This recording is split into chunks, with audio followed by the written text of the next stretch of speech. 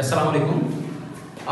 আমরা আজকে একটা চতুর্ভুজ এর এই ট্রিক্সটা দেখব, কিভাবে সহজে মান বের করা যায়। এগুলো মূলত এসএসসি তে এই ধরনের এমসিকিউ এসে থাকে, এগুলো বোর্ড কোশ্চেন।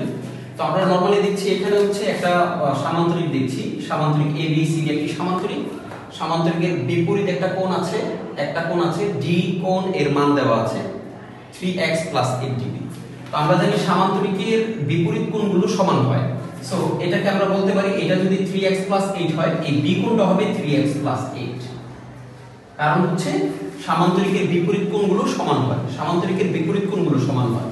তুমি যদি একটু খেয়াল করে দেখো, এখানে বি কোণটা 180 ডিগ্রি, এখানে টোটাল বি কোণটা 180 ডিগ্রি। কারণ কি? কারণ একটা সরল কোণ, বি কোণটা একটা সরল কোণ।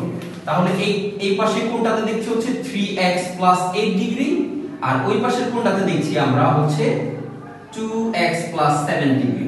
তাহলে এই দুইটা যেহেতু মিলে একটা সরল কোণ হয়, তাহলে সরল কোণ বা 180 ডিগ্রি আমরা বলতে পারি। সো আমরা x গুলাকে যোগ করে দিব। x এখানে 5টা x, 3টা আর 2টা 5টা x, আর সংখ্যাগুলোকে যদি যোগ করে দিই তাহলে 15 ডিগ্রি।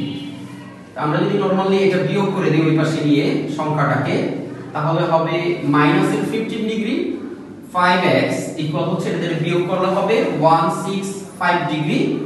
আর x এর সাথে যেহেতু 5টা গুণ আকারে আছে, সো আমরা চাইলে ভাগ করে দিতে পারি।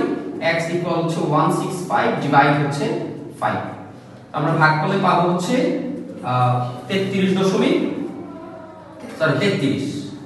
ডিগ্রি। সো এখানে x এর মান হবে 33। সবাইকে ধন্যবাদ।